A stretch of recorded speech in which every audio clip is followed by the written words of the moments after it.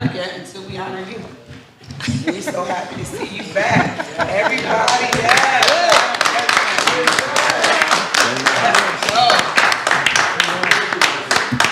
And I am happy to be back. No, I'm not playing. We finna get it going. There we go. Councilor Hogan. Thank you, President. Let me check with Councilor Manto. Councilor Manto, has there been a meeting with the Welch Terrace people? Has there been a meeting with I'll them? find out from Matt. Matt, where are we with that one? We are in contact. Property is under new management. We'll be Matt O.J., Commissioner of Assessment. We'll So be there hasn't continuing. has there been a meeting with the residents? There at has all? not been a meeting with residents. We are in the process of getting in touch with new management. Okay, so I'll hold that. Let's hold that. Helio no longer manages the property. Oh, wow. Yeah, Okay. that surprised me too. Okay. Okay, thanks, Matt. So we'll hold that, All President. righty. We're gonna hold that. And D is ready too, All righty. unless there's any questions. And I have item 10. Yes, I'm gonna call that one ready. Councilor Caldwell. Thank you, Madam President. Blessings to see you today. Blessings for all today. I have items 11 through 16, and Commissioner Byrd is here. Good afternoon, Saisha Byrd, Commissioner of Parks. Welcome back. Thank you. Okay, Commissioner, you can start. I mean, I know some of these are just regular things, but we can move forward on So 11. the first item is number 11, to accept a donation from Syracuse University on behalf of Parks. It's an in-kind of used water dispensers and water coolers, not to exceed the value of $1,000. Great. Item 12. Application and agreement to apply for, under Dansney, a New York Bricks grant for 3 community centers to install HVAC. Bova at Schiller, Seals at Kirk, and Westmoreland. Awesome. Sounds good. 13. That's a bond ordinance authorizing the selling bond of not to exceed $150,000 for fountains. And 14 is to authorize that. And it lists the fountains, Hanover, Upper and Lower Onondaga, and Hiawatha Lake. Is there a reason why we're bonding instead of using, you know why we're bonding for this and not using, Cash capital? yeah, cash capital? I can go back and ask, you know. Okay, yeah, There's a specific line, I think, Counselor, isn't there, for monuments? Yes, Budget? for monuments and fountains. Well, let me see, is he on that committee? so wouldn't that be on the wouldn't that be in the line of the budget already, Counselor Hogan? I would think so. Yeah. I would think so, unless they've exceeded it. I mean, I maybe think they we can exceeded it. get the information to us Yeah. before the vote. Okay, just I'll get let it us to know. you. Okay. Yep. 15, 15 is to amend the ordinance to purchase for veterinary emergency services from Veterinary Medical Center on behalf of Parks not to exceed $14,000. It's a 2-year, with a 2-year renewal option. okay. 16. And then 16 is the purchase from Peaceful Pets and Pet Cremation Services to handle the needs of post-life services not to exceed $6,000. All right, sounds good. Any other questions, my fellow councilors? I guess not, thank you. Thank you, and I'll get that answer to you. Yes. Okay. Councilor Majuk. Thank you, Madam President. I have item 17 to 23. Chief, Morning, sir. How are you? good to see you. 17, Council, this one was pulled last session. Are we going to continue to keep it pulled, or are we pushing it forward, or? Yes, we will hold this item. Okay. Again. Yep. Still having some Yep, conversation, yep. as you know. Understood. All right. So 18, this is an agreement with Sydney Irving Music. She does our national anthem and all our special events, graduation, swearing in, promotional ceremonies, et cetera. This would be the first year of a 2-year renewal on a 3-year contract, and it costs not to exceed $2,500 annually. Chief question, I know I've been gone a long time, but wasn't that the young lady that was from out of the city? Yep, she's not doing it right now. Okay, so who is Sydney Irving? Sydney Irving is a national recording artist that we came before this body and asked permission to have her sing it. She's a national recording artist. She does a really good job for us. Is she in the city? No, I don't think so. And I think, Chief, to Madam President's point, we had a conversation the last time when this was in front of us, that it was the preference of this body that whoever does it, is we should give it to our city residents, as we have many of our kids and, performers that can do as good of a job, if not better. I don't know where did that conversation ever? I don't recall that conversation, to be honest with you. This is a 3-year contract, and this is the second year of it. Okay. No, we did have that conversation because I we just do don't have some recall it. talented children in our city. I believe you, I just don't recall it. Okay. So what do we do with this? Because I don't know if I'm comfortable to continue to give, opportunities to people outside of the city when our people can actually do them. So you can always approve it without the extensions or whatever, because didn't you say something about this was urgent matter or something? Or? No, not the performance. Not the performing one. The urgent one was the civil service one. Yes, this is not an urgent This is matter, not no. it. Oh, okay. This is for the music, national anthem when officers I have see. events Okay. and stuff like that. Yeah. Yeah, I mean, if you're telling me you're not going to approve it because you're not a city resident, then we'll have to circle back around. Please, would you? Yep. Okay, we'll hold that. I'm going to wait for you. Okay. Okay, to see where we go with it. Yep. Any other questions? Oh, I see. 19, Chief. 19, this one, I spoke to you about ahead of time, sir. Yes. It's a payment for Jimmy Oliver's summer camp at the Community Folk Arts Center. We had discussed that Jimmy Oliver made the initial application to get this approved on June 2nd. The event wasn't until the 3rd week of July. That should have been plenty of time. Passed through all the city requirements, got to the county level, county rejected it, said it needed to come back here for legislation. So we got caught short on time, and that's when I reached out to you to explain what Yeah. happened. And He I has had- the money in his budget for this. And I had a conversation with Chief, and it just seemed like it was less of their doing than anything else. So I'm okay with that if everyone is. Yeah. 20, Chief. And then 20 is, I also reached out to you about, it was a Galaxy Media Communications. This one here, the county announced the civil service test. Another one. Announced the civil service test, put us in like a 2-week and a couple-day period to get any kind of advertising out. There was no pre-warning for us, pre-notification that this was coming. So I reached out to Councilman Joke and asked if we could, this advertising is geared towards minority candidates. And so we reached out, made the contract with Galaxy Communications to get this information out. Is there a way, Chief, we can? Yes. Because it sounds like, you're tired of the process too, because it leaves you guys out until the last minute. Yes, so I talked to Lieutenant Tom, who runs the training division. I believe I sent that to you in an email as well. What we're going to do is I'm going to have Lieutenant Tom estimate, we're going to want to do this at least twice a year, and to submit legislation in the coming next few sessions. There will be requests for the money out of his budget to spend it, not to exceed a certain amount. So it'll probably be around double this $12,000, maybe a little bit more. But that way we'll have the legislation and we won't get caught in an emergency situation. That would be wonderful. Chief, question for you. When you're talking about minority hiring, are you going to have different languages? Well, they're going to have different languages as they're recruiting? So I can provide, and we did provide a list of what the advertising will contain, what will be in it. I can make sure that you get a copy of that. I appreciate that. Yep.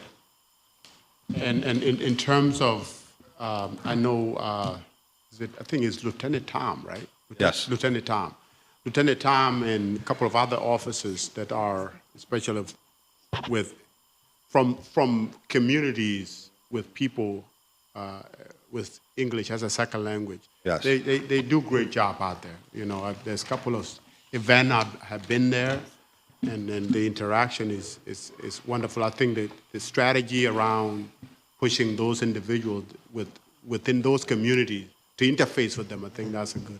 Yes. So Lieutenant Tom took our recruitment from a couple of people that sat in an office and, hit all the different events, the high schools and all that, took it expanded it to an entire team, and he tries to send people in the team to people that look like them. And so if it's a military base, they try to send people that were in the Army or Navy or whatever base.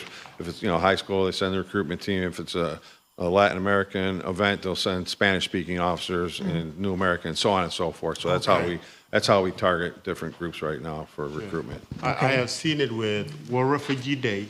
There's a good number of them down there back in June. Yeah. And it was great. The reception was great. The comfort level was great. So however you are doing that, keep doing it. Yeah, he does a great job for us. Yeah. Chief, is the minimum age 18 or 21? I'm sorry? The minimum age is 18? Be officer. So we were going through that last night. We had a young man in there, it's just from our cadet program. You have to be 20 by the time you graduate the academy. And the academy is how long? 6 months. Okay, so recruiting, well, Yeah. minimum of 19-year-old, 19 Yeah, and change. 18 and a half, 19 in that neighborhood. What's the age out?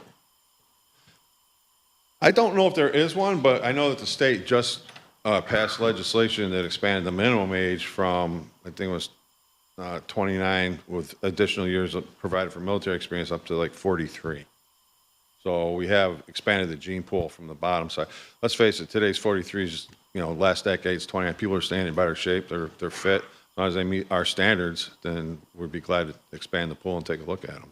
It used to be 37. It was 29, and then you could add up to 6 years for military experience. I think we had a memorializing resolution asking the state to do that. We joined a bunch of 40. 35 to 40. Yeah. so 43, I 40. think, that they Yeah. just raised But it they to. just went up to 43, the state did? Yes, For the civil service, you mean? yes, for a police officer. Chief, where are we going to promote this? Are we going to go like White Branch Library? Are we going to go maybe Northside Learning Center where people come in every day? So Lieutenant Tom does all of that stuff. He has these contacts, and he has it's a whole plethora of things he does. He teaches classes, he does outreach. He's done the outreach at the community centers.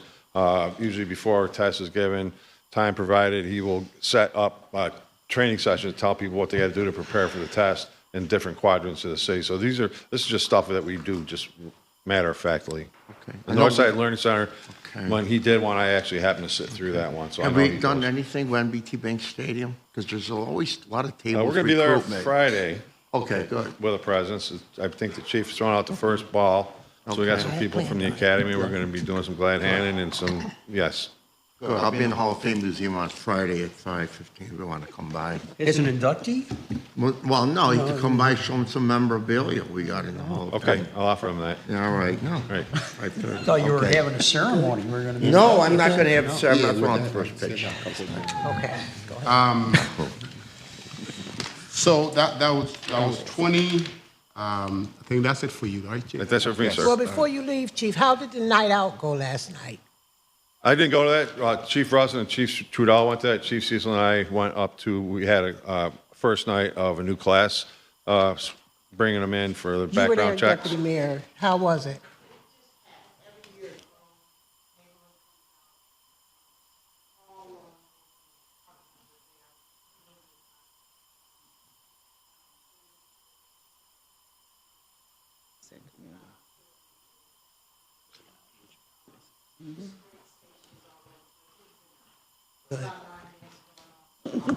Okay. Yeah, Did you, Officer- did you have recruitment down there? Officer Jackson does a great job of setting everything up, so we have plenty of resources down there last night. Okay. I'm done. All right. Item 21 is a CRB item. 21, 22. Good afternoon, Council. Good to see you, Nolita. Good to see you. Nolita from the Citizens Review Board. And we are asking for the fiscal year of 2025-26 for Buskik and Holsteins, not to exceed 25,000. We've been using them, and so we're just re-upping until we find something else. Maybe someone else will look around, but for the meantime, I'll use the same people. Yeah, so this is for legal services for CRB to use the board and everything else that they need to get their work going. So, and for, right? Good? Yes. 22? 22 is for our investigation. We've been using Virgil Hudson, which is a freelance investigation. Hopefully, we will eventually tune out using them because we will hire our own investigator and we'll use them as needed. Yeah. Can I ask you a question about the investigations? Would you have your board members, are any of the board members trained in investigating? I can't really say if they are. I think we have, I'm still new and getting to know what everybody is capable of doing. I do know Donald Johnson does have some experience in investigation. So, yeah, I've been handling, I'm Don Johnson. I've been handling some of the preliminary investigation before we send it over to Virgil, if we need to send it over to Freeland.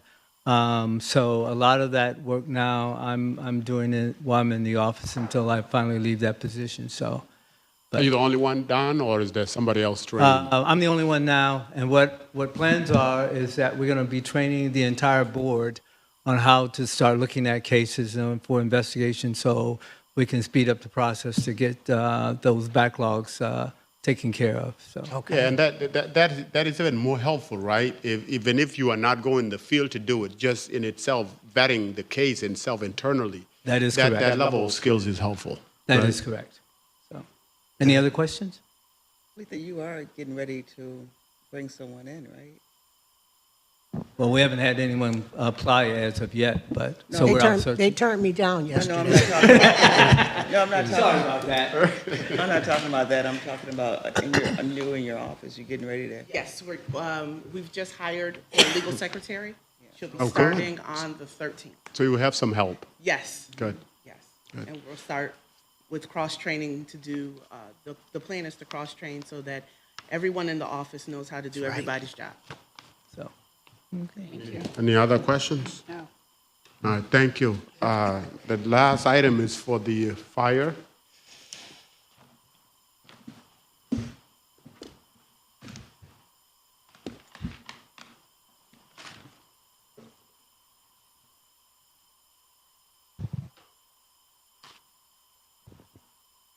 Good afternoon, everybody. Welcome back, Madam President. Thank you. Good afternoon, Common Council members. Hello, Chief.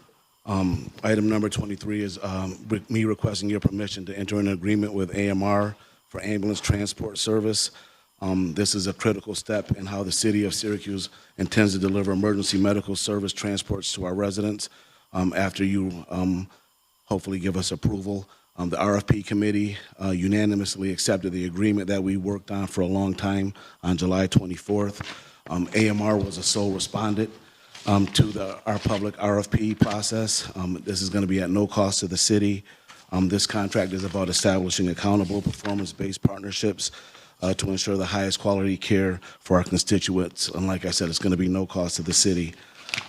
We've never had a contract before. AMR has been operating in our city for close to 70 years under different namesakes. We've never had any opportunity to have any accountability with metrics of performance data, to make sure that the appropriate patient care is given when it's needed, and to ensure the greatest patient outcomes.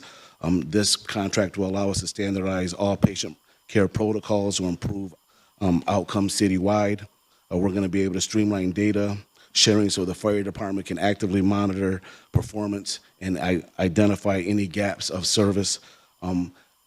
In this contract, AMR is going to be made to meet with the fire department monthly with our operational staff, quarterly, the chief's office, and the regional director, Mr. McGarity. We're going to meet quarterly to make sure we're hitting all of our benchmarks and our metrics that are in the agreement. We're also, which is going to be very important, and I know, Madam President, you and I have had conversations over this a long time, we're going to have a conflict resolution process. So if any constituents have any complaints about the service, AMR is going to have a telephone line or a way to get in contact with them, and the constituent's going to be able to file a complaint, and AMR is going to look into it, and every quarterly I'm going to be able to review all the complaints and make sure there was positive resolution for the constituents. And some of this that I'm talking about is already going on now because AMR is, operating in the city now. So as we've been working on this agreement, we've been moving forward doing some of these things. But this collaboration will give the city oversight that we've never had before. When we requested it before, we've never been able to get all the data that we wanted to. But operationally, AMR is going to answer all the calls in the city. They will only be able to turn back 3% of their calls. So for say if there's 100 calls in the city, they could only not answer three of those calls in a smaller matrix of that. When they're not meeting performance standards after 3 months in a row, we're going to sit down and have a formal resolution of what needs to be done to make sure that they're hitting the benchmarks that we have. Let me ask you this question, right? Is there a way that, and I know this is not the city's problem, Yes. but I know that 911 last week, they were talking about how they didn't answer.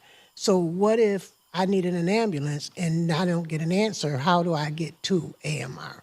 So AMR has a line you can call direct, but if you call 911, the 911 center is going to call the fire department if it's an appropriate level call.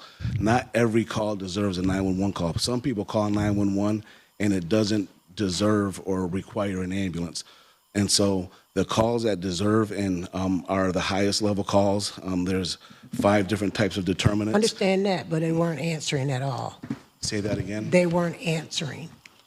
So I would call the 911. If you need an ambulance, I would call 911 and they will get somebody dispatched I get there. that, but there was a controversy. They weren't answering the phone. So at the 911 center? Yes.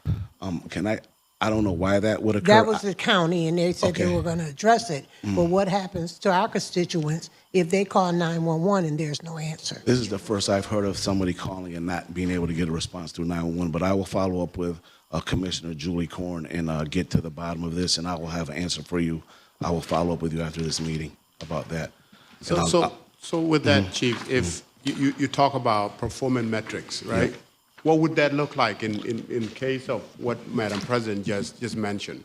So hypothetically, we call the commissioner for the 911 center. I mean, this contract is for AMR, right? But if there was an issue with AMR, I'd call the director. We'd talk about what happened, and he'd go and pull the information and the data, and he'd specifically go through what happened and what occurred.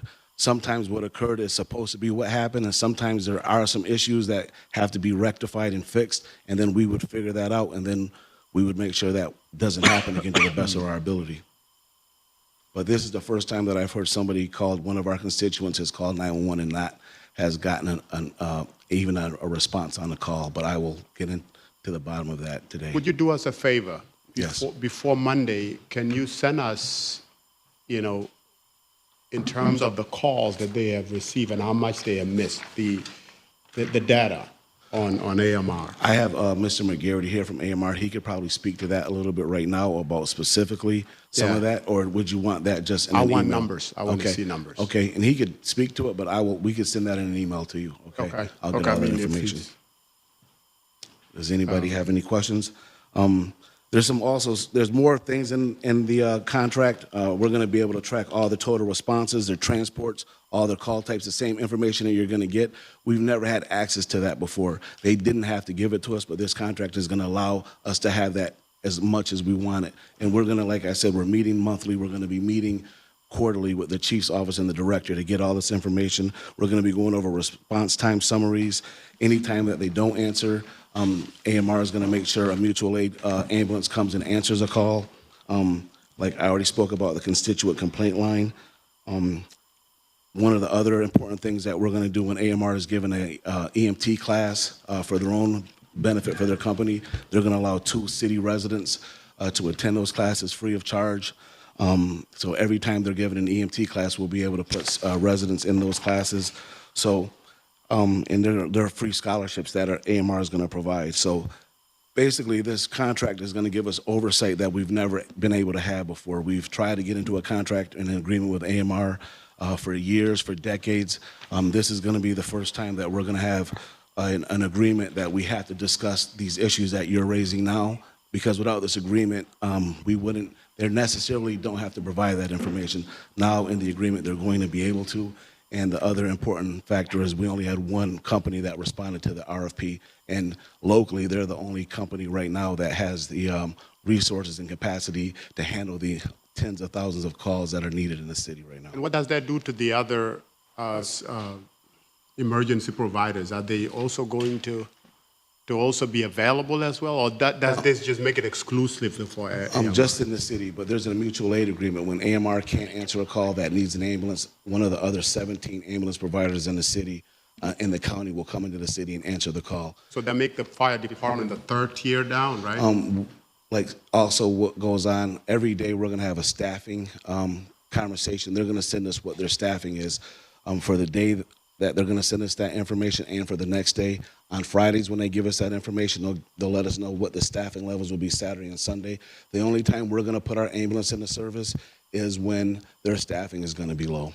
Okay. Any other questions? Thank you. Thank you, Chief. Thank you. That'll be all for me, Madam President. Thank you. Councilor Paniagua. Good afternoon. You're going to talk about this, Deputy Mayor? Yes. Okay. Sharon Owens, Deputy Mayor. This is a $50,000 request, not to exceed $50,000 for administrative costs for CNY Works for their workforce development programs for the 25-26 fiscal year. And the Director, Rosemary Avila, is here to answer any questions you have. So what did we do with this last year? We did this same amount last year Right. as well. This is recurring. This is appropriation from the budget. Okay, so this is where our youth program and other stuff, right? This is the summer youth program, the Summer- workforce right. initiatives. Right. Until recently, Syracuse Build went out of CNY Works. But, So this is for somebody that managed that program? yes, Okay. yes, Okay. yes. I have a question about the youth program, right? And I'm going to beat this like a dead horse because when I was younger, growing up, we had the summer youth program as well. But those summer youth programs, they actually counted against our state credit. So why can't we work to give these kids credit toward their pension? Because they are working for the city. Correct. So good afternoon, everyone. So the OTDA, Office of Temporary Disability and Assistance, provides us the Summer Youth Employment Program. So it comes to the county, DSS. Still state. And so we provide those services, the work experience, into the entire city of Syracuse, including the county. So CNY Works does serve the county.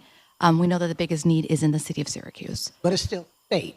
I'm sorry? It's still state. It Correct. all These are goes state into the state allocations to the pension. governor that comes to different districts. And Correct. that's why I don't understand why the kids can't get credit toward their pension with the city. So in our case for CNY Works, these youth are employees of CNY Works, and they do receive a W-2 because we pay them per hour wages. So it's because they are employee of CNY Works, they don't qualify for a state retirement system. Correct. They're Right, not on their because- payroll, because yes. CNY Work is a 501c3 and not a state entity. Correct. Okay. Yes. But the funding does come from the county. But the money comes through, because it was OCEDA. It used to be OCEDA. Way back. Way Right. back. And I actually went to HR. Right. And I had credit for Right. being a summer youth. So I'm just curious because Yeah, I think we're jipping them because they could be started The on fu- their way to just a like pension. any funding source that would come to the city, so that funding source from Department of Labor goes to CNY Works, but for that time that they're getting a paycheck, they're actually CNY Works employees. I get and, it. And we reap the benefit of them getting the experience I at get the it. I city. just think they should get a heads up on their pension. Or they can give us some money, well, additional money, not her money, additional money directly to the city. We'll take her money, right? Will this cover anything else additionally to the youth programs? So this funding will cover for all positions that are administrative. There are 8 positions that cover all workforce development. So we are the Workforce Development Board of Onondaga County, and we cover adult, dislocated worker, youth, individuals with disabilities, formerly incarcerated, and the list goes on. We serve it's all everyone in the included? county. Yes. Okay. Including the youth program. So the youth program is aside from SIAP. We do run the WIOA youth program that's for in-school and out-of-school youth, and that's through work experience, case management, and everything else we do for them. Do we know the percentage of the participant of CNY Works that are city residents? I would say that is a large number. I don't have accurate percentages, but that is fairly a large number that we serve, given that the rest of the county is more rural. Yes, I will be able to Would you? obtain that. Yes, Okay, I will. that would be great. Thank you. Yes. Any other Anything questions? else? Thank you. Thank you so much. Thank you. Counselor Gathers. Thank you, Madam President. Of items 25 to 29, are there going to be any questions in regards to item 25 from any of the councilors? Good afternoon, councilors. Connor Muldoon, Chief Operating Officer. Just a reminder about this legislative item is about the revocable permission, which provides some rules and directions with our partner Genoptic for the school zone traffic enforcement program, both some enhanced liability around their construction process, which is underway, and provides authority for the city to remove that equipment if and when our partnership were to dissolve, and some cost sharing around if a piece of equipment were to be damaged or hit by a vehicle and extending into the right of way, some cost sharing around how to mitigate that emergency. We did speak previously about some of the other elements related to the School Zone Traffic Enforcement Program, and I'll be providing a memo shortly about some of the collections methods that the city is working to advance. Thank you, Connor. Are there any questions from the council? So we talked to, and Deputy Mayor, I know I brought this up the other day about a broad data policy, like what we're going to do with it. I know that a lot of this, the license plate reader stuff is going to be with this agency holding our data, but are we looking at a global policy here, or are we just going to go piece by piece as we move? Because here's my concern, and I'll just be very transparent. I don't think that I understand when we give that data to somebody when they call and when we don't. So if the federal government calls and they're tracking a immigrant that ICE is trying to get a hold of, are we giving them that data? When do we say yes? When do we say no? Like, I have concerns around that license plate. I'm very happy that we're going to do it and try to slow traffic on James Street and everywhere in the city. But I also, with the temperature in this country right now and due process being thrown right out the window, people being grabbed off the streets and never seeing a judge, victims being thrown in cages, I'm just concerned that we're tracking people. So I think that the council will agree with us that we do not serve to act as ICE agents for the federal government here in the city of Syracuse, and we're here to protect our residents. One thing that Corporation Counsel is doing for us, particularly when we're entering into contract, Corporation Counsel is looking at the find, just the actual wording in there, because some we're starting to see wording that is really speaking to executive orders, particularly for funding, not particularly companies, but funding coming in that really are saying if you take this money or you enter into this contract, check the fine print, because it really is speaking to exactly what you're talking about now. So before we begin to enter into contracts, particularly on the federal level, Corporation Counsel is warning all of us to ensure that we're sending that language to Corporation Counsel so we are sure the fine print of what we're signing on to for funding. Right. And because we don't have the server space to hold the data ourselves, we're contracting with someone to hold that data. Right. Do we have an understanding of how another government agency could get the data from that company? Like, We are will. we clear? I cannot answer that definitively, but I assure you we will find out the details of what you're asking. This is exactly what Sue Katzoff is saying to us, to be sure that we know what this company's agreement or not with any other entity may be. You know, I don't want to beat a dead horse here either, like President Hudson just said, but I just think we have to be cognizant of the fact that we want the police department to have every tool that they need. However, we have a city full of new Americans, immigrants. 400 of them came here just in December. Like, they're scared. I mean, if you go out and speak with them, they are scared, and we need to make sure that we're protecting everybody. Not just some. Is there a definitive legal policy by the city as far as sharing information that they can share with the councilors? Yes. I know there is police policy, but the global policy that the council is talking That's it, about, because we need to we're ensure. contracting all these other entities. Correct. I don't know if somebody shows up at the home offices of this place with a warrant, they're going to share the information they got. I imagine. And we'll probably never know about it because if we don't own the data, It's a Exactly. transaction between Genoptic and, So I can speak to specifically the Yeah. school zone traffic enforcement program, and we will work to get you a global policy on how we handle these things. We are already under contract with Genoptic, the vendor. That information is our data. It is illegal for them to share it without our permission. So for this program with this vendor, under the red light, speed light, and school bus stop arm program, they cannot share our data. We own that data. Okay, if there's an accident and they want to go to trial, they've got evidence on these cameras. You're still going to have to share this.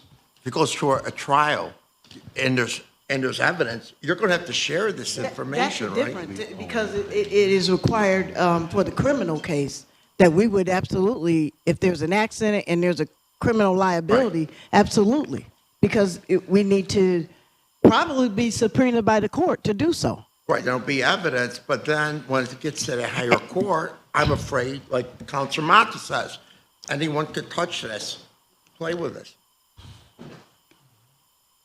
Hi, Councilors. Leah Whitmer, Director of the Municipal Violations Bureau. So, Councilor Nave, what you're expressing, like I tried to convey before, but it gets a little convoluted, right, when we're talking about Flock versus Genoptic and the automated enforcement. Each of our automated enforcement programs, the school bus, the red light, and the school speed zone, are governed by state law, the demonstration program and the violation. The demonstration program for each of those warrants what you can or cannot distribute the evidence for. Some even say if somebody goes through my bureau, they go through the hearing, they appeal, and then they want to go file an Article 78 in state Supreme Court, that they can't even get access to that. Granted, the person may still have access if it's within the time frame before we have the company wipe the data from their system, like we talked about our retention policy and that period. So if you're the one that was in the accident and you have a case, you have the citation number and the PIN number, you can go into the company software Altavia and access that. But we are limited in sharing it. Like Connor said, the company can't share it with anyone. We're limited in who we can share it with, even in the context of our adjudication process. I couldn't email, if, let's say Councilor Hogan emails me about this property and wants to see the video or the pictures. I cannot share that with him. And we've also been working with law, and we have a final draft of a policy for our internal users that we've rolled out. The same thing. Anybody that's getting the training is going to review and sign off on the policy. So you can't walk in, same thing. Councilor Hogan can't walk in and ask to view a ticket that you're the registered owner on, even if he's the driver, right? He would have to have a copy of the ticket with the citation and PIN number. So this information can't be openly shared with courts. In the case of accidents, the police department can't share it because, again, it's governed by the state law in that demonstration program. But they could. They could just need a judge to say, well, I want to see it. It's like a person has a camera and wants to share. I'm just speaking from previous experience. Yeah, so myself. sure, anybody could subpoena it, right? But whether or not we would respond to the subpoena, the law department would be based on if we're able to under that state law. And then sure, if we don't, the next step We're could talking happen. about two different things, though, because I just heard the deputy mayor talking about the global policy. That's our concern, is the global policy. And I think that the global policy is what the city's developing, but then Connor was talking just about the automated Right, enforcement, but about the I want to go program. back to the global because it's being developed. The council is unsure of what we're looking at. So for that reason, I'm going to ask Councilor Gathers to hold that until we can get more of a clear vision of where we are. I understand, and I'll let Counselor chime in, but the underlying issue on the agenda is like structural. I don't know, you talk. That's great. Our API team is working on the global policy. I don't know the timeline of when it will be ready to share, but we're happy to share it with you as soon as we are able to. Specific to this legislative item, this is for the revocable permission that provides additional insurance during the construction period and allows us to enforce, if there's ever damages to their equipment, how to share the costs of mitigating that emergency. So they're part of the same program, but they are separate issues. And I think, Connor, it's not that we are not understanding all these little pieces. It's just that the council is concerned that if we pass this little piece, it may affect the big picture later. So I think we want to comprehensively approach this together. I think that's where we are, but it's not that we don't understand the distinction. We do. We'll just leave it at that. I'll hold the item, and then we can If I can just get also together just for a add, committee. just Yes, real yes. quick, if I can also just add, this legislation actually protects the city's interests for the equipment that'll be there and giving us authority over their equipment in our right of way. So that's just what this item is about. I think the item is just sparking this bigger conversation. Absolutely. For all of us, right? And again, a dead horse, but we're in a country right now where one state is issuing arrest warrants for women crossing state lines for reproductive health care. Like, there is a reason to be worried about tracking human beings, and I can't say that enough. Like, we're in some crazy times. So again, we'll set up a time to construct a committee meeting together. We all can come together and discuss this further. And we'll hold this item for now. I'll get with you after this, and then we'll move Happy forward to have from there. another committee meeting on this, Councilor, but as the deputy mayor said, this is about the liability during the construction period that is underway. So this is about protecting the city while this process is already happening. Totally understand it. Okay, thank you. Item 26, are there any further questions on the Vision Zero action plan? Are we going to hold this to have further discussion from any of the council? We're going to hold this? Okay. No. Are we fine with it or what? Yeah. Okay. 27, does 27 also tie in with 26 as well? 27 is related to 26. So 27 is about the approval to apply and enter into an agreement with the New York State Department of Transportation for a Safe Streets for All program. This is the potential to receive as much as $7 million for Vision Zero implementation items, right? So this would be, requires a 20% matching grant that after working with the clerk, we've confirmed our ability to provide that matching grant with CIP dollars. And this is about providing some very significant funding to begin some of those Vision Zero projects. And just to go back to 26. New York or federal? Federal. Okay. Just to go back to 26 as well, before the final plan is actually done, would that come before the council as well? Yep, so as we've shared before, Councilor, the Vision Zero plan is more about a long-term planning document that sets the intention for the city to work towards all of those efforts of reducing fatalities and serious injuries from vehicular incidents for drivers, for pedestrians, for bicyclists, et cetera, right? Any action item that requires the expenditure of funds or requires additional legislative approval, like reducing a citywide speed limit, that's one of the items that's put into this toolbox. The administration does not have a timeline or an immediate interest in pursuing that, but in identifying all of the tools that the city can have at its disposal to work towards that long-term commitment. Any of those things would have to go before the council to spend money or to have any that require any other additional legislative action. So this Vision Zero plan is about the communication of this is our long-term intention to work towards a future where there are no vehicular fatalities or serious injuries. Perfect. Thank you, Connor. I appreciate this. Connor, let me ask you a question. I know it's a different animal, but it's all about transportation and infrastructure and all of that. Is there any Marcia Shelley attached to it? Not for the specific projects that we have with 27. Marcia Shelley funding does come into effect with our engineering department for other street improvements. We are working on hiring a Vision Zero coordinator to ensure that all of our road and transportation projects take into perspective Vision Zero efforts, like narrowing street widths, shared multi-use paths, curb extensions or bump outs, all those different things that Marcia Shelley grants can be used to support other programs. So we have those programs, that funding stream currently in place for other projects that can be part of Vision Zero. Okay. Any other questions or concerns? Thank you. Thank you. 28, it's pretty self-explanatory. I don't know if Ken wants to come up and talk about it, but Ken and also Jeremy were picked to go to Chicago for an expo to discuss about lighting and stuff like that. I don't know if you want to go further. Good into afternoon, that, councilors. Ken Towsley, Street Lighting Manager. As Councilor Guthers just mentioned, an in-kind donation from Fountain Rock Lighting, who supplies our solar lighting. We've installed them, approximately 70 of them throughout the city. They invited Commissioner Robinson and myself out to Chicago for a conference and the expo where we'll discuss installing these, the lack of maintenance we need, and how they withstand the Syracuse winters to other representatives at the concert. Any questions? I'm liking Ken's shirt, though. Yeah. Thank you, Ken.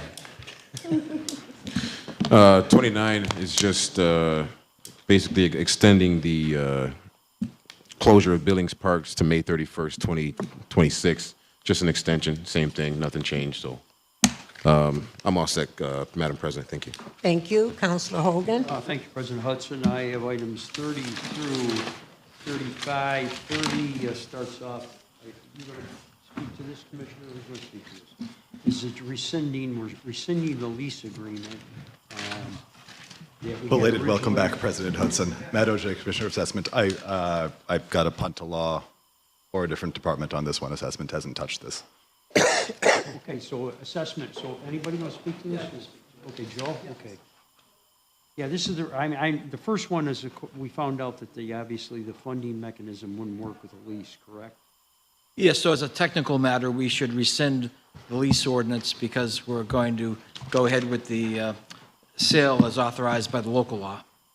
So that's 31. It's 31 is the list, is what we're talking about as far as between Latimer Well, Terrace. the local law that we talked about at the beginning of the session is the authorizing the sale of Eastwood Heights.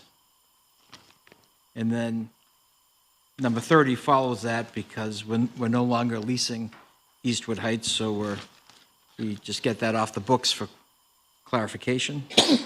And number 31, as part of the compensation for selling Eastwood Heights, we're going to receive Latimer Terrace. So we're gonna, it's going to Blueprint 15 now? Is that what it is now? Well, the future use of the property is somewhat open to further discussion. Once the city has site control, I believe we feel confident that we can move forward with the project on the site. Okay. Any questions from my colleagues? Sharon, is that last family out of Latimer or almost? The last family Latimers, are they out or almost out? They are out? Okay. Yes. Okay, thanks.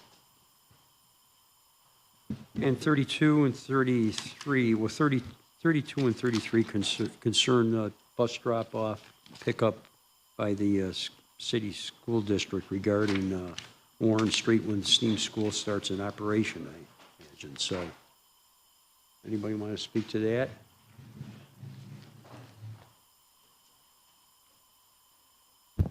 that? Good afternoon, Council. Jake Dishaw, Deputy Commissioner of Codes and Zoning. Those two will just be held until the hearing. The zone change would be if it gets formally abandoned, then we recommend the private parcel become MX5 like the rest of downtown to assign it a zone parcel. So There's mention of them establishing a gate on the south side of Warren Street as it goes past the school. I know it's one way, all that, everybody's supposed to abide by it, but I would suggest a gate on the north side too, just whoever's handling for the school district. Because people scramble to drop their kids off, and I don't think they're mindful that that might be a one-way. So anything for consideration, Jen, okay? Yeah, Jen Tip, Director of Strategic Initiatives. Thank you, Counselor. That's a important consideration. And we are coordinating, obviously, very closely with both the school district, the Salvation Army, which, is right next door, which is why we're, having to start the abandonment kind of mid-block where we are. The good news, I think, is that for the last year, folks have been used to this exact traffic pattern there where they have to kind of jog left to turn right, even though that street is technically one way. So we're really going to essentially make that a permanent arrangement. And I think through the efforts that the school district is going to invest in terms of gating, signage, and then as well, we're talking with our DPW team about other signage that the city can put there. The school district will, during most of the operating hours of the day, have a physical person out there too to kind of help with traffic management. So it'll be a re-education experience, right, for everyone that drives in that part of the city. But we're hoping that we can, through a combination of factors, help to reduce any incidents or issues that are there. Okay. Any other questions? Thank you all. Welcome back, questions? Counselor, or President Hudson. Okay. And then Jake, you're up for our folks on Calvin Street. Yep. Item number 35 is 34 and 35. Yep, 34 and 35.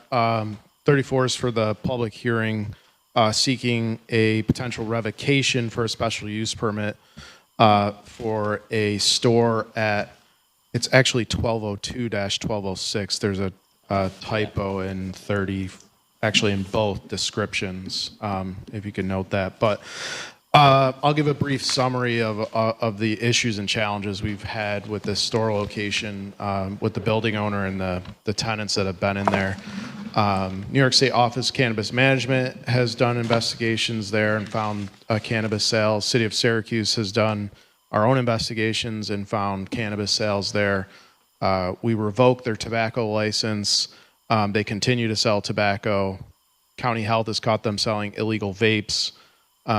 This is adjacent to a city park close to Syracuse Latin School and right across the street from Syracuse University neighborhood and other buildings. So just a lot of illegal activities, and for those reasons, we think potential revocation should be considered by the council.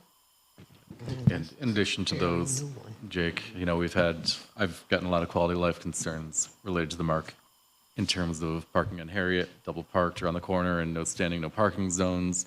And the park there, Comfort Tyler, is often filled with litter as a direct result of the market too. So in addition, there are quality of life concerns that have been brought up by the neighbors. Illegal parking concerns, Counselor? Plenty. It's lucky the deputy chief is here to hear that. You'll take care of that, won't you, Chief?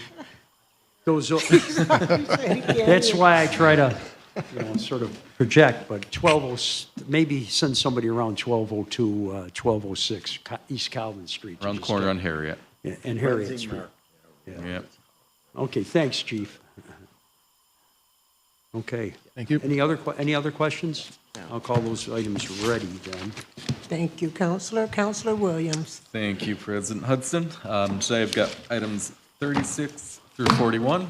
And Vinny, I know a bunch were held last time you were away, and you and I kind of, were unable to connect prior to the last vote. And so I want to give you the opportunity to inform my colleagues about what you and I have been talking about and where you're moving.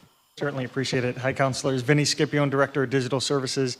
As Councilor Williams was saying, the effort here was more around coming up with some standardized language for you all to understand when software items are brought in front of you, exactly what it entails, whether it be this being a renewal, the acquisition method, as you can see, these items on here are marked as waivers, items 36 through 39 specifically are what I'm referencing.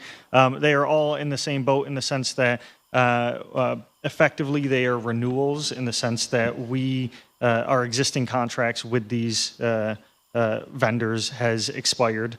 However, we are seeking to continue to utilize the same softwares for their given purposes, therefore seeking, waiver here to allow us to, enter into a new agreement with them.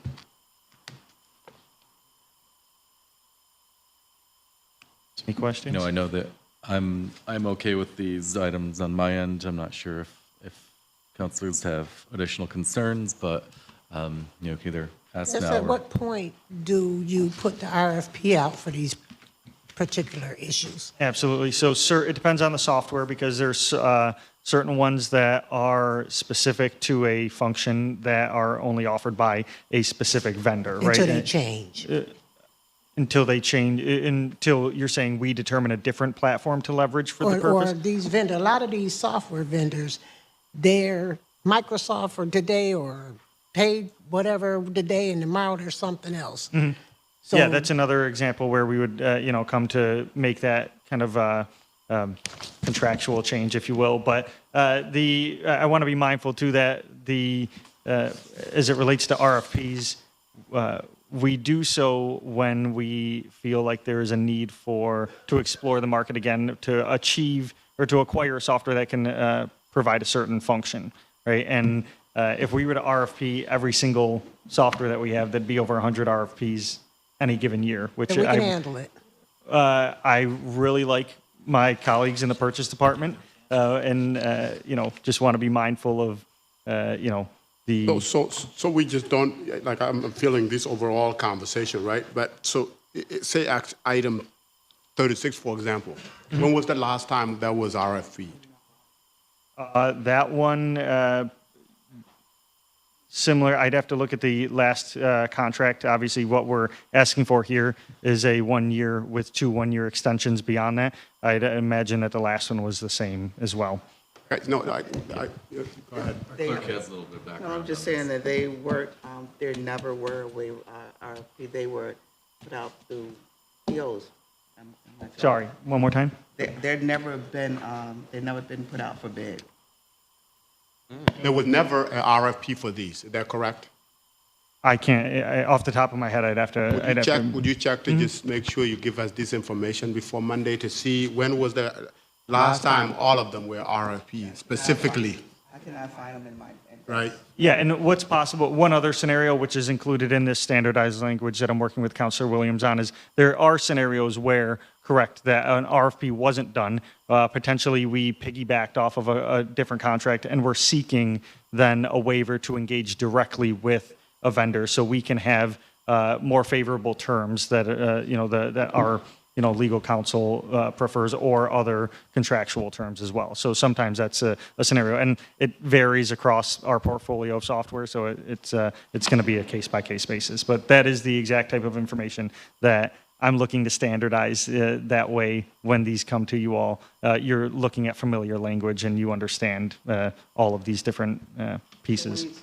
So when you seek off another contract and grab someone else, another vendor, you're saying that, you probably still should put out for bid as regular practice, as, professional practice. How do we know who can do what if you don't RFP? Like, that's not a Just good reason. dealing with the same people. Yeah, some of these. It's not a good reason to, like, pull in another vendor, without going through bid. Going out for Absolutely. bid. Yeah, I'm It's not a all good for. reason. I'm all for opening them up when necessary. It did.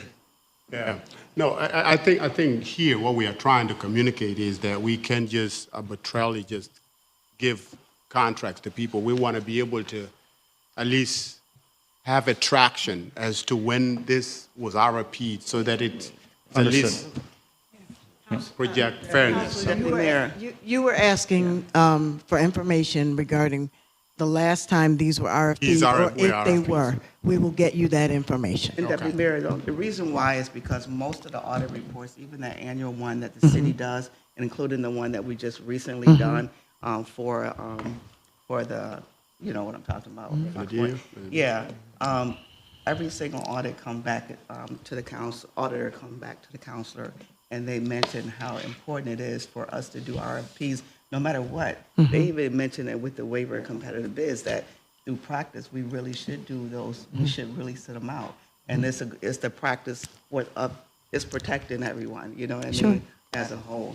Yeah. And that's the only reason why I think the council's probably beating it a little bit, you know? Yeah, that's all. Yeah, but you made a very specific request, and we will get you that information. I appreciate it. Okay. Thank you. Moving on. Moving forward, or we always, what we're going to do? 'Cause- Holding until Monday, we can. Well, we know there haven't been RFPs, so. We will, We'll know by Monday. if you want to hold. You guys can Yeah, we'll talk figure it later. out. Yeah, I wanted to. No, Monday's meeting. And then. I can offer something, I just wanted to offer something on number 38. Joe Barry, First Assistant Corporation Counsel. I also have number 40, but, and welcome back, Madam President, it's good to see you. Thank you. So number 38, I think, is kind of unique because it's for our city MWBE office, and the MWBE program.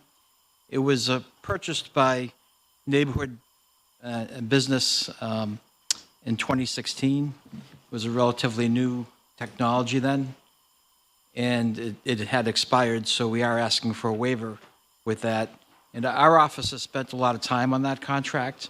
We've completely revamped it to make sure the data is protected and all the legal terms are incorporated that protect the city and this individual data. So I just want to mention that because I think I'm not familiar as much with the other IT contracts, but for MWB purposes in the office, that one's important to advance.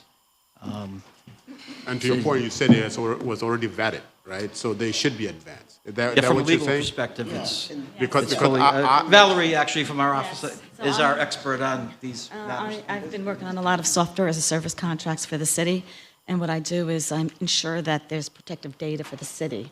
This company has been vetted by us, and I know that this company will do the right thing. All the protective mechanisms are in there for our data. So what I advise, instead of, in addition to RFPing, we have to vet these software as a service providers, make sure they do the right thing legally, and comply with like the Shields Act, the New York Shields Act, and other privacy laws, and this company does. And I've negotiated an agreement with them, and there are all protective clauses in there that they cannot do any wrong. And we have cybersecurity liability provisions in there. We have insurance provisions. They have to have cybersecurity insurance. And they've all agreed to my privacy recommendations and protective clauses. So it's been vetted, and I've negotiated the contract, and it would be sad to RFP it, and now we go with a company we're not familiar with and might not accept my data clauses, so this company will do the right thing, that's all. And I've experienced with them. Was this company, when you got it, was it RFP'd or was it just something? It's been a contract, it's since been, 2016, Joe? Yes. Was it Yes. RFP And now then? I think it was. We're not sure. It didn't go through the law department. I think it was. I think it was because I think Paul Driscoll was here when we did. Driscoll. Yeah, when we did the LCPT tracker. The office used to be housed in Neighborhood Business Development. Now it's over in the project office. And I think I don't Valerie. get your name, Valerie said, what is really important when they're requesting to waive the RFP process is to include data upon why. Significant information like what you just, said, instead of saying, hey, the mayor waived the RFP Right, yes. without any, supporting, information. Tracker, President Hudson, you'll remember through the JSCB, this is when we were introduced to this software in order to do the compliance related. And it worked well through both waves of the JSCB. So LCP Tracker has become a really important part of the compliance. MWB relies on it. Completely. They looked at alternatives and this was the one. And we can use that for other modules we can add to the LCPT tracker as well, right? I think I remember Paul saying that. Yes, for that model. I believe it's going to be used for JCB Phase 3. Okay. Great, thank you. Joe can go ahead with item 40. Thank Yeah, you. number 40 is relatively simple. It's a name change. Stewart Title is just changing the name of their corporation. So in order to pay future invoices, we have to have the correct name in the ordinance. Thank you. Thank you. And item 41.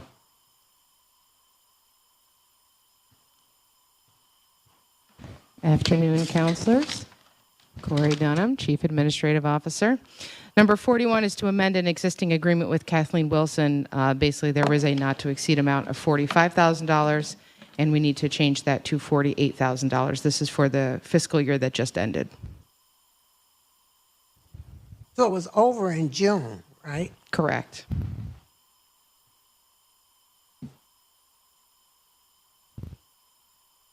Thank you, councilors. Thank you. That's it, Madam President. Okay. Counselor Joan Rousers. I'm going to let Counselor Montos take that.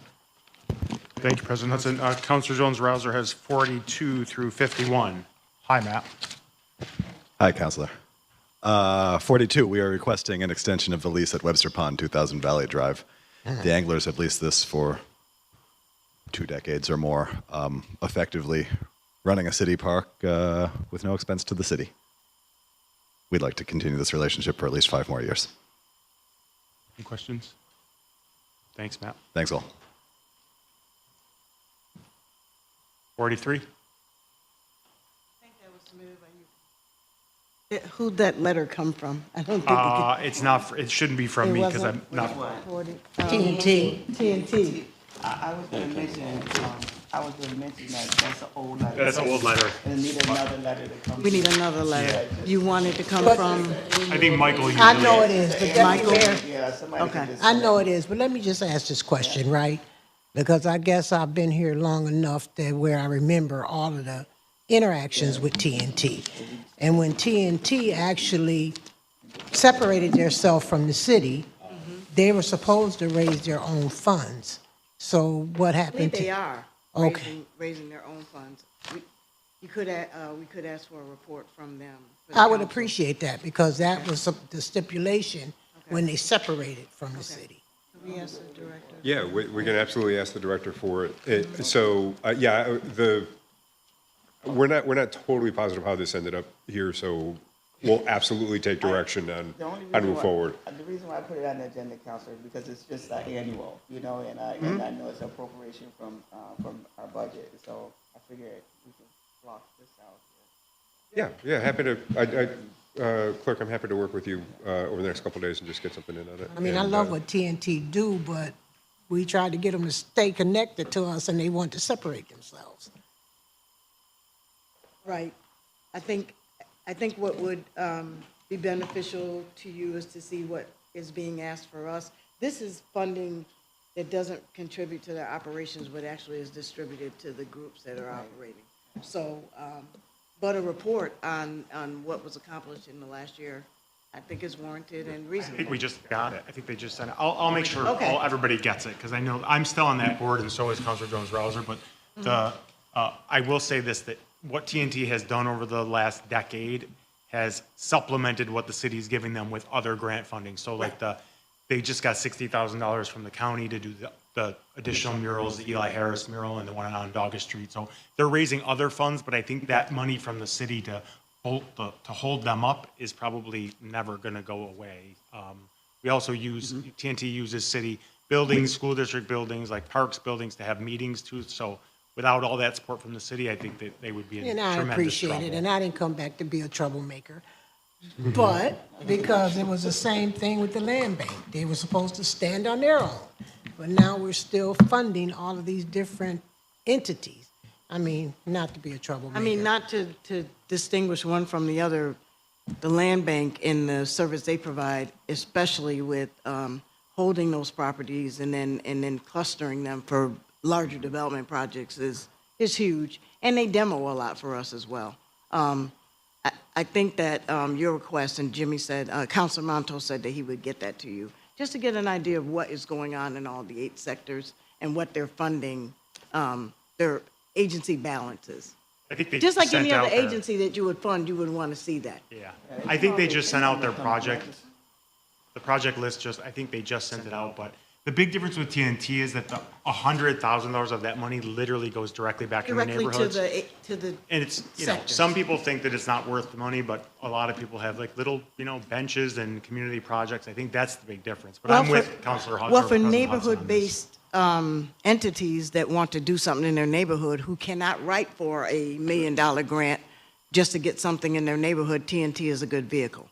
And TNT, they lease 5 community gardens now, I think. So a lot of those gardens that they lease from the land bank on vacant property, like those are, But it's to all Councilor little Hudson's stuff. point, and you say you have a report I think I just saw it, but I could be, Okay. I'll find out. You'll distribute it? Yeah, I'll get it. Okay. Also, Commissioner, I'm sorry. No, Go ahead. no. Finish, please. I was just going to say, Councilor, I can follow up with you later today or tomorrow, just to I'll make get it sure from that we've got that, and I'll get the letter the way the clerk you'd like it. Happy to do that. Council President, I would be deeply concerned if you came back and did not raise trouble. So, good trouble, definitely good trouble. 8 communities or whatever, that is the 1/5, well. 8 sections, yeah. It is section. No, but we need to be asking, we should be asking those questions. Right? Yeah, President Hudson is absolutely. right. No, We should be that's asking. all good. Many of us go to those TNT meetings, and they're a very effective organization, especially the manner they're conducted as far as like definitely focused on the improvement of the neighborhoods, as opposed to some other neighborhood meetings that are just want to talk to Chief Schaaf, you know? Now, Commissioner, I shifting a little bit deeper into the TNT, I had, during this year, there were some compliance issues that were being raised. I don't know if that reached you, and I think to Madam President's point, I think this may be good to have that report. So just to echo everybody, please let's make sure we see that report, because I heard some stuff that just it's good to have that report to see where the money is getting spent. Yeah, compliance issues have not been raised to me. They believe that since they do have their own board, that is something that we would expect would be raised to and handled by the board. So and we can't, as a body, we can't manage the board. We can only hold them by what we give them, which is approving this money. That's exactly correct. Right. Yeah. Okay. So it would be good to have that. Yeah, sounds good. Anything else on this one? Okay, thanks. 44. Good afternoon, councilors. Marcel Slapansky, Deputy Commissioner of Neighborhood Development. Item number 44 is a request to apply for funding through the New York State Affordable Housing Corporation for an amount not to exceed $1 million to support development subsidy for 27 townhomes to be constructed in collaboration with Home Headquarters. I do want to note, I do believe that there's a typo in the short title here that references a 20% local match that would be requested through bond authorization. There is no match requirement, and we will not be seeking bond authorization. So, You know, obviously, we would welcome this money for this part of the development that's planned up there, Syracuse Developmental Center. But we did set aside money in the budget for Home Headquarters too, I believe. And I'm wondering where that might be. yeah, and so that particular item, and I know that there was some conversations that happened, I think, last week when I was out of the office. And so that letter should be coming for the next meeting, and if there's any desire for us to do it in between now and Monday by waiver, we can certainly get that over to you. I think the idea would be that based on where the current state of the budget is for this particular project, there's a lot of special construction requirements that they have because they're townhomes, sprinklers, and things like that have to be installed that have just make this a little bit more of a tricky project on the budget side. So I think what we were looking for is that we would still apply for these funds here through the state subsidy program, and then we would additionally look to use the city's contribution of $1 million that was allocated for Home Headquarters in the 24-25 budget. As I understand it, the discussions that have been contemplated between some of the councilors and Home Headquarters is that folks would be amenable to splitting those dollars 50% between this project and then some additional dollars for the urgent care program at 50%. I also think that it's maybe important. I know the SDC building is almost down. And I think as far as we walked this through, you know, we passed a pilot agreement that was, you know, had to come to us because it extended the UTEP from the from the SITA, plus obviously the public infrastructure left over from the monies left over from the demolition of the building, the Syracuse Developmental Center. I think any other changes in what we originally signed as an agreement, well, please make sure that the council's aware of it. Yep, absolutely. Okay, thank you. Any other questions? Thank you. Michelle. Hi, Simone. Good afternoon, councilors. Kimone Jordan, Director of Housing and Neighborhood Planning. So items 45 through 51 are requests for these properties to transfer to the land bank once the foreclosure process is complete. We sent this initial list of about 19 properties out to counselors on July 18th, and we met with Counselor Jones-Rouser last week, and we went through every single property. The ones on the agenda today are ones that she feels is ready to move forward. I have several questions on this. Sure. Are these, some of these houses are people in them right now, right? Yes, correct. Are we working on trying to get them to purchase those? Some of them. So an example would be 261 or 256 Ashdale. So William Dwyer owned 3 properties on that block. He is deceased. His sister does not want anything to do with the properties. There's a tenant living in, I believe, 256. The sister of the deceased owner agreed that as long as she paid the utilities, she could stay in the property. She's been connected to home headquarters in FEC, and she's working to purchase it. There are a handful on here where we haven't been able to make contact after sending many letters and visiting the property 2, 3, 4, 5 times. So what about 1511 East Fayette Street? That's one where we haven't had any success with reaching anyone. She's inside. Right? Sorry? Live inside. Yes, there are people living there. So we spoke to the family in 2019. Looks like they applied for a tax trust in June of last year, but the application was closed in October because we didn't get a response. Since then, we've sent out several letters, visited the property twice in April this year, once in May, and then once again in July. And we leave paperwork every time we visit, but no one has given us a call or responded. What about Geddes Street? Geddes Street? Yes. All right, so looks like this one was in foreclosure back in 2015, but they redeemed. We spoke to the property owner in 2023, who said that he would come in to make some payments. We didn't hear anything back for that year or 2024. In April this year, we did do some door-to-door outreach.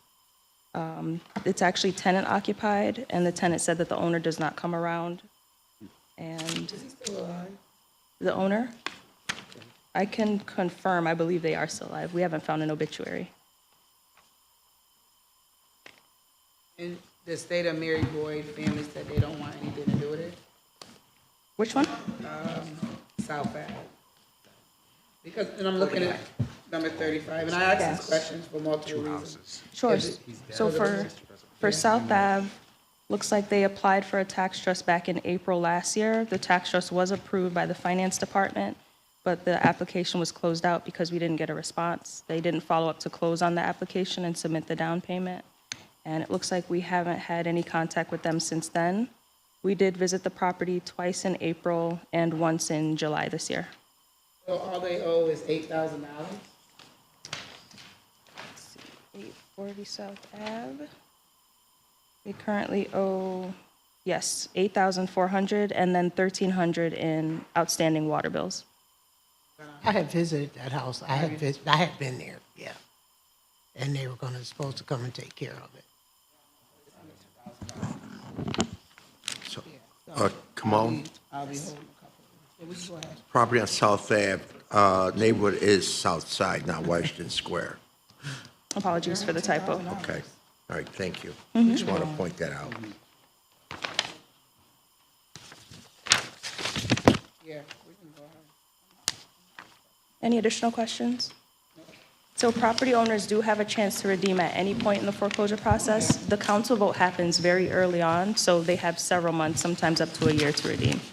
Do you know how many years these are behind for $8,000? Is it like 1 year, 2 years? 5 years. For 8,000? Yes.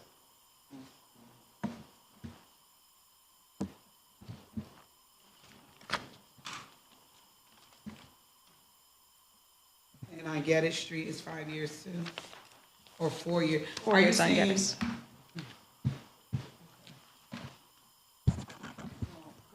Question, Councilor Jones-Rouser, did she mention at all not putting anything on that was under the 25,000? Putting anything under 25,000 on the agenda? Yeah. No. Okay. But I don't know, are we allowed to do that? Is that legally something the city wants to do? No, we can talk more. Yeah. She'll be back anyway Monday. Well, I'm gonna be transparent. Some of these I'll go knock on. Actually, I'll try to go to all of these houses. but it's a very low amount, and there's residents in there. Now, the ones that you're already talking to, where the people said they don't want anything to do with it, and that they're going to work with home headquarters or land bank to get it into their name in there. But this is a low amount, and residents are still in these houses, right? So I would like to try to access, especially if we haven't gotten in touch with them, to try to reach out to them to see if we can find more family members. I had a question. When you send out notices, is it by certified mail? That you're sure that the person is there, or you? So legal notices are sent out by certified mail. Those are the ones that are coming from finance. If they're coming from neighborhood and business development, they're not sent out by Okay, certified but mail. if it's a homeowner, and Paying you, the water bill.